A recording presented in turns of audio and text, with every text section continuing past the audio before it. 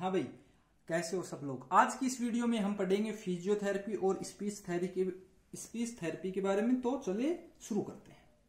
सबसे पहले पढ़ेंगे फिजियोथेरेपी।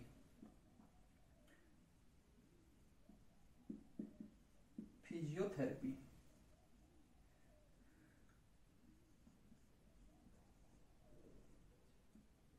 फिजियोथेरेपी फिजियोथेरेपी देखिए क्या होती है।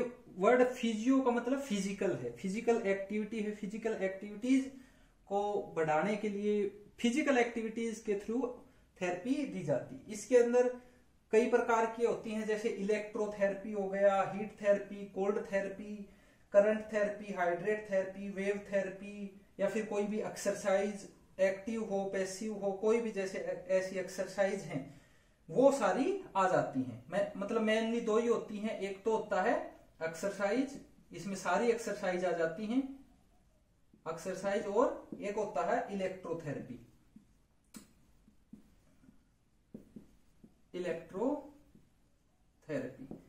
ठीक है, मेनली ये दो चीज होती हैं। एक्सरसाइज कैसी भी हो सकती है, active passive, active assist resisted, कैसी भी एक्टिविटी हो सकती है। इलेक्ट्रोथेरेपी में heat therapy, cold therapy, current therapy, hydrate therapy, wave therapy कोई भी हो सकती है। ठीक है, अब बात करते हैं कि जो इसकी शुरुआत कहां से हुई।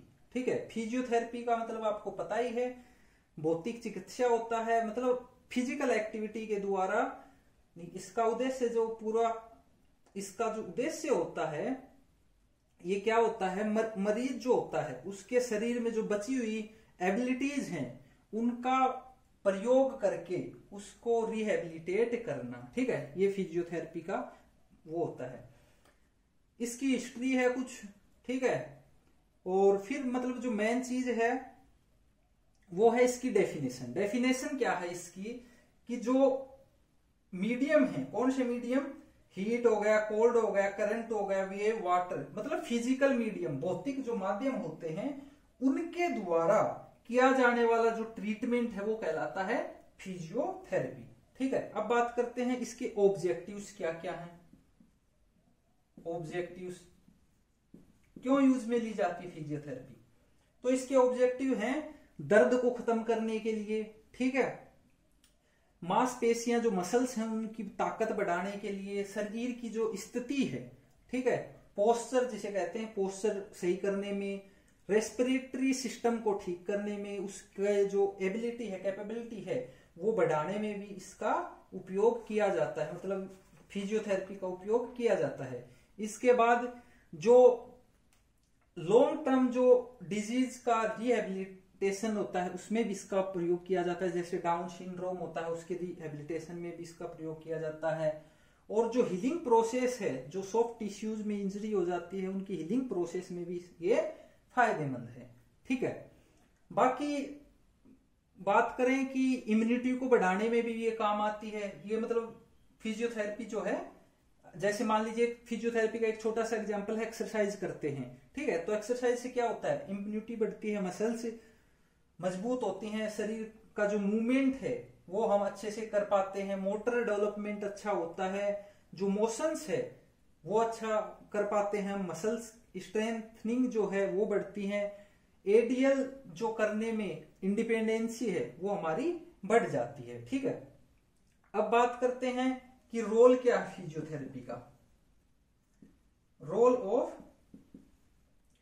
Physiotherapy, PT physiotherapy. ठीक है, तो विभिन्न क्षेत्रों में फिजियोथेरेपी का जो है रोल है वो बहुत इंपॉर्टेंट है। जैसे क्या बोलते हैं, सर्जिकल ट्रीटमेंट करना है, औषधि चिकित्सा हो गया, कोई जॉइंट डिफॉर्मेलिटी हो गई उसमें, वुमेन वेलफेयर या फिर थेरेपेटिक डेवलपमेंट में, प्लास्टिक सर्जरी में भी ये काम आता है, न्यूरोलॉजी में भी, मनोचिकित्सा में भी, और कोई जनरल हॉस्पिटल है उसमें भी ये काम आता है, कोई रिहेबिलिटेशन सेंटर है उसमें भी ये काम आता है, फिटनेस क्लब है वहां पे भी ये काम आ जाता है, जो ब्यूटी पार्लर वगैरह है, स्पोर्ट्स इंजरी का रिहेबिलिटेशन करने में भी काम आता है, ओल्ड एज जो होम होते हैं वहां भी फिजियोथेरेपी का उपयोग किया जाता है। ठीक है, अब इसके अंदर एक्सरसाइज कौन कौन सी होती हैं, जैसे फिजियोथेरेपी है उसके अंदर एक्सरसाइज थेरेपी कौन कौन सी टेक्निक होती हैं, तो इसके अंदर कुछ 2-4 नाम है, मैं बता देता हूं, बाकी पीडीएफ में आपको प्रॉपर मिल जाएगा।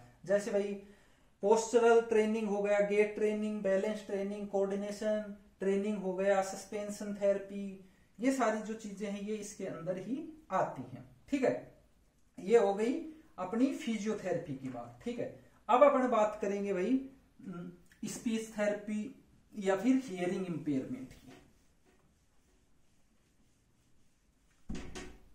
Hearing impairment, HI, hearing impairment. ठीक है, तो हियरिंग इंपेयरमेंट, सबसे पहले बात करें कि कोई भी व्यक्ति हियरिंग इंपेयरमेंट कब होता है, कब उसको हियरिंग इंपेयरमेंट वाला कह सकते हैं। जब किसी भी व्यक्ति के बेटर ईयर में, बेटर ईयर मतलब जिससे उसको अच्छे से सुनाई देता है, उपचार के बाद, मतलब चिकित्सकीय उपचार के बाद अगर 60 dB या उससे अधिक का 60 dB या उससे अधिक का लॉस पाया जाता है तो उसे हियरिंग इंपेयर्ड कहा जाता है। यह है पीडब्ल्यूडी की, पर्सन विद डिसेबिलिटी एक्ट की डेफिनेशन है 1995 में जो आया था। इसके अलावा आरपीडब्ल्यूडी ने भी इसकी जो डेफिनेशन है दी है, उसके अकॉर्डिंग बेटर ईयर में 70 dB या उससे अधिक का जो वो है लॉस होना चाहिए। ठीक है, इसमें कान की संरचना पढ़ाने की कोई जरूरत इतनी है नहीं, बाकी आपको जो पीडीएफ मिलेगी उसमें अच्छे से कान की संरचना भी मैंने पढ़ाई हुई है, वहां अच्छे से पढ़ पाएंगे। ठीक है, क्योंकि कान की संरचना पढ़ने का कोई वो नहीं है, ये थोड़ा टॉपिक सेट जाएगा, बाकी आप पढ़ लेंगे, पीडीएफ में अच्छे से पढ़ेंगे।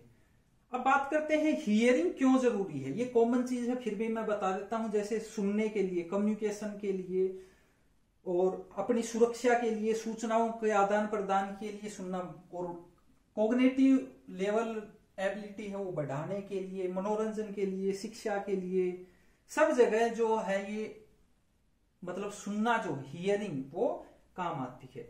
अब बात करते हैं types of hearing loss.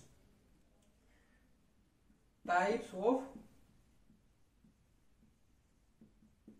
Hearing loss कई प्रकार के होते हैं। ऑर्गेनिक, ठीक है, ऑर्गेनिक का मतलब होता है ऑर्गेनिक हियरिंग लॉस। ऑर्गेनिक का मतलब ये होता है किसी भी व्यक्ति में अगर शारीरिक क्षति के कारण सुनने में दिक्कत आ जाए तो कहेंगे ऑर्गेनिक। शारीरिक क्षति मतलब कान का पर्दा फट जाना, कान कट जाना, कान का जो लिक्विड होता है वो सूख जाना, मतलब फिजिकल ऐसा अगर कोई दिक्कत आ जाती है तो वो ऑर्गेनिक होता है। दूसरा होता है non organic. Non organic hearing loss कौन सा होता है? ऐसे व्यक्ति जो बॉडी स्ट्रक्चर ठीक नहीं होता, मतलब सॉरी बॉडी स्ट्रक्चर ठीक होता है बट जो माइंड में सुनने वाला प्रोसीजर होता है या फिर जो सिस्टम सुनने वाला होता है वही अच्छा नहीं होता, वही खराब होता है। ठीक है, जो सेल्स वगैरह होती हैं, नसें वगैरह, जो नर्व्स सुनने वाले प्रोसेस में काम आती हैं वही सही तरीके से काम नहीं करती। तीसरा टाइप होता है मेलिंजरर। इसका क्या मतलब होता है? मतलब ऐसा कई बार सुनने का बहाना करते हैं कि हमें सुनाई नहीं दे रहा, सुनाई देता है पर इग्नोर करते हैं, बहाना करते हैं कि हमें सुनाई नहीं दे रहा।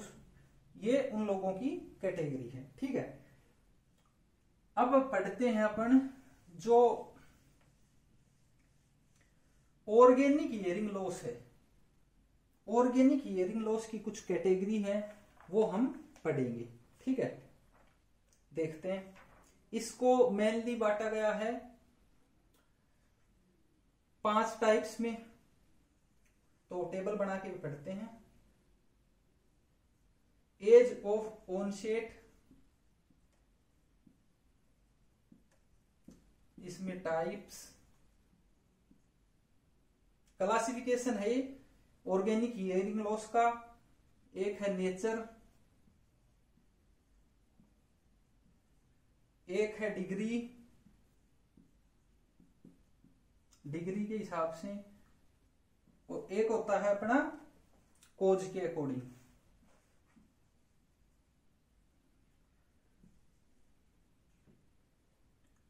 कोज। ठीक है, अब पढ़ेंगे अलग अलग। सबसे पहले एज ऑफ ऑनसेट में 4 प्रकार होते हैं। पहला है कॉन्जिनेटल। कॉन्जिनेटल हियरिंग लॉस क्या होता है? ये जन्म के दौरान होने वाला हियरिंग लॉस है। जब कोई भयंकर बीमारी हो, चिकित्सक की असुरक्षा, इन्फेक्शन, एक्सीडेंट जन्म के टाइम पे होता है, तब होते हैं कॉन्जिनेटल। फिर आता है एक्वायर्ड, मतलब एज के अकॉर्डिंग क्लासिफिकेशन टाइप्स बांटे गए हैं इसके। ठीक है, एक्वायर्ड जन्म के बाद में जो हियरिंग लॉस है किसी भी कारण से, वो एक्वायर्ड। फिर आता है प्रीलिंगुअल, मतलब बच्चे में भाषा विकास से पहले अगर हियरिंग लॉस हो जाता है तो उसे प्रीलिंगुअल कहते हैं। और पोस्ट लिंगुअल में बच्चे का भाषा विकास के बाद में अगर होता है हियरिंग लॉस तो वो पोस्ट लिंगुअल में आता है। फिर आता है टाइप्स में है कंडक्टिव। पहला टाइप है कंडक्टिव। कंडक्टिव हियरिंग लॉस क्या होता है? इसमें जो आउटर और मिडल ईयर है उनमें खराबी हो जाती है। जो भारी ईयर होता है और मिडल ईयर होता है उसमें खराबी हो जाती है, किसी भी कारण से हो सकती है। पर्दे का फट जाना, वैक्स का जमा हो जाना, हड्डी टूट जाना, कुछ भी हो सकता है। ठीक है, फिर आता है सेंसरी हियरिंग लॉस। सेंसरी में क्या होता है? जो इनर ईयर होता है वो खराब हो जाता है। 3 प्रकार के, मतलब ईयर के 3 टाइप्स होते हैं ना। टाइप्स मतलब पार्ट, आउटर, मिडल और इनर ईयर। तो इसमें बाहर वाले 2 यानी आउटर और मिडल खराब हो जाए तो कंडक्टिव होता है। सेंसरी कब होता है? जब इनर ईयर जो है उसमें खराबी आ जाए तो भी ये हो जाता है। तीसरा है मिक्स्ड हियरिंग लॉस। ठीक है, मिक्स्ड हियरिंग लॉस में क्या होता है? मिक्स्ड हियरिंग लॉस में क्या होता है? ये जो कंडक्टिव और सेंसरी न्यूरल दोनों ही हो व्यक्ति में, मतलब पूरा कान ही डैमेज हो जाए तो वो होता है मिक्स्ड हियरिंग लॉस। ठीक है, अब बात करेंगे नेचर के अकॉर्डिंग। नेचर के अकॉर्डिंग होता है, एक तो सडन होता है, एक ग्रेजुअल। सडन मतलब अचानक से होने वाला, और दूसरा ग्रेजुअल एज बढ़ने के साथ साथ जो हियरिंग लॉस होता है, मतलब धीरे धीरे क्षमता कम होती जाती है एज बढ़ने के साथ, वो होता है ग्रेजुअल।